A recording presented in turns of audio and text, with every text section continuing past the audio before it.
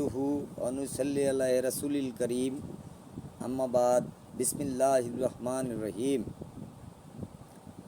ইন্নাল্লাহা ওয়া মালাইকাতাহু ইউসাল্লুনা আলান নবী ইয়া আইয়ুহাল্লাযীনা আমানু সাল্লু আলাইহি ওয়া সাল্লিমু তাসলিমা।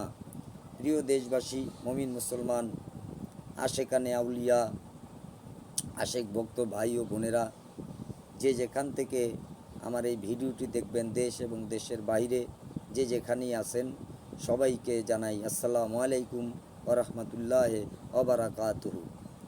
প্রিয় দেশবাসী, আজকে আমি উপস্থিত হয়েছি আপনাদেরকে শুভেচ্ছা জানানোর জন্য।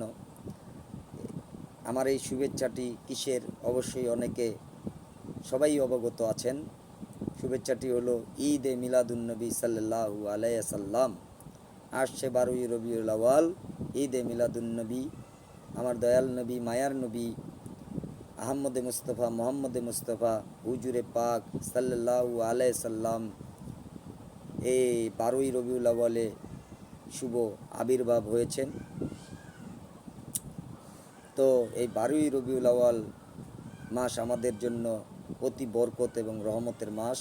আল্লাহ পাক সূরা আম্বিয়ার 107 নম্বর আয়াতের ভিতরে সুস্পষ্টভাবে ঘোষণা করে দিয়েছেন, ওমা আরসালনাকা ইল্লা রাহমাতাল লিল আলামিন।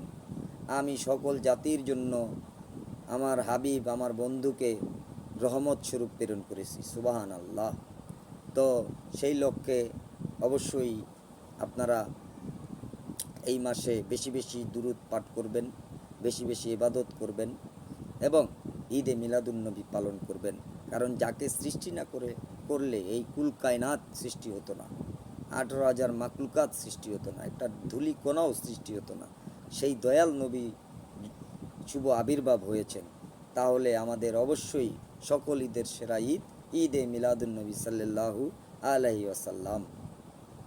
আল্লাহ পাক পবিত্র কোরআনে আরও ঘোষণা করে দিয়েছেন সুস্পষ্টভাবে। একটু আগেই সেই আয়াতটি দিয়ে আমি শুরু করেছিলাম, বিসমিল্লাহির রহমানির রহিম, ইন্নাল্লাহা ওয়া মালাইকাতাহু ইউসাল্লুনা আলান নবী ইয়া আইয়ুহাল্লাযীনা আমানু সাল্লু আলাইহি ওয়া সাল্লিমু তাসলিমা। আল্লাহ পাক সুস্পষ্টভাবে ঘোষণা করে দিয়েছেন, নিশ্চয়ই আমি আল্লাহ এবং আমি আমার ফেরেশতা মণ্ডলী সকলদেরকে নিয়ে আমি আমার হাবিবের প্রতি, আমার বন্ধুর প্রতি আমি দুরূদ ও সালাম পেশ করি। হে ঈমানদারগণ, হে বিশ্বাসীগণ, তোমরা যারা ঈমান এনেছ তারাও আমার হাবিবের প্রতি এবং বন্ধুর প্রতি তোমরাও দুরূদ ও সালাম পেশ করো।